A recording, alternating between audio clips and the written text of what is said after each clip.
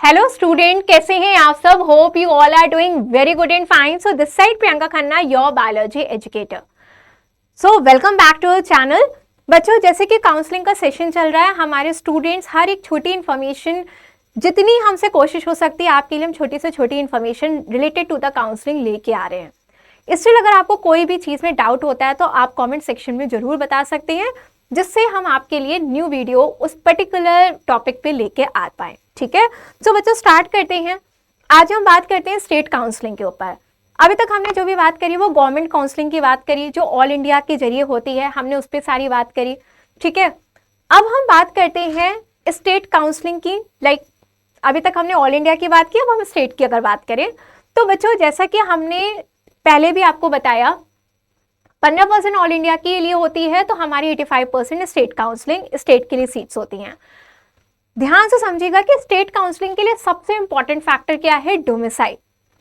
अगर स्टूडेंट आप 85% सीट पे एडमिशन लेना चाहते हैं, ठीक है, ध्यान से समझिएगा, अगर आप इसमें एडमिशन लेना चाहते हैं 85% जो सीट है, ठीक है, उस पे गवर्नमेंट सीट पे, तो ध्यान दीजिएगा उस 85% जो आपकी जो स्टेट काउंसलिंग के जरिए जो सीट आपको मिलती है, उसके लिए इंपॉर्टेंट होता है डोमिसाइल।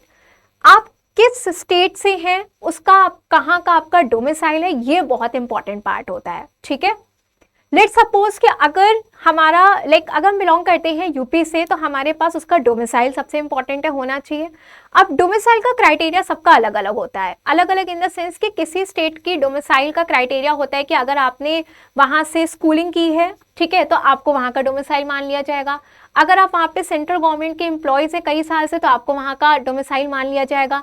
ठीक है, सो इसी तरीके से उनके कई अलग अलग, आप 10 साल से रह रहे हो तो आपको वहां का डोमिसाइल मान लिया जाएगा।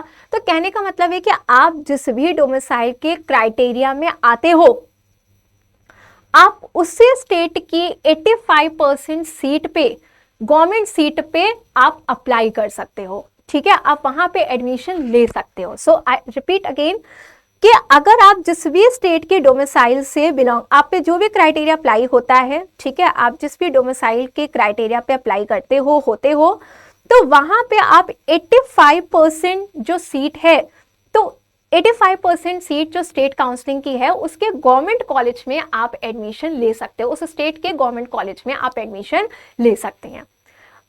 लेकिन आप किसी दूसरे, अगर आपका यहाँ एक पर्टिकुलर किसी स्टेट का डोमिसाइल है, तो उसी स्टेट पे आप ले सकते हैं, लेकिन आप किसी दूसरे स्टेट पे उस गवर्नमेंट कॉलेज में एडमिशन नहीं ले सकते। इस बात को ध्यान रखना है।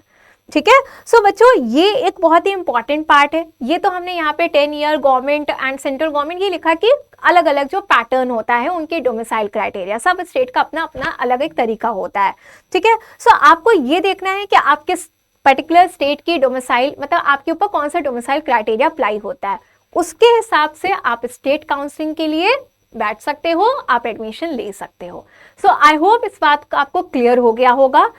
एक बार इसको चलते चलते फिर से ये चीज आपको समझा देते हैं कि 85% जो सीट है, ठीक है, स्टेट काउंसलिंग के लिए, तो आप स्टेट काउंसलिंग के लिए पर्टिकुलर जिस स्टेट का आपके पास जो डोमिसाइल है, या जिस डोमिसाइल क्राइटेरिया से आप बिलोंग करते हो, उसी स्टेट की 85% सीट पे जो गवर्नमेंट कॉलेज है वहां पे अप्लाई कर सकते हो। किसी और स्टेट के लिए आप नहीं कर सकते, गवर्नमेंट कॉलेज के लिए। क्लियर? सो आई होप ये बात आपको अच्छे से क्लियर हो गई होगी। सो मिलते हैं अपने नेक्स्ट वीडियो में।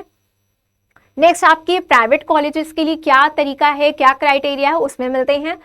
Till then bye bye, take care, और हमारे चैनल में आप लगातार बने रहिए। सो मिलते हैं बच्चों नेक्स्ट वीडियो में। Till then bye bye and take care.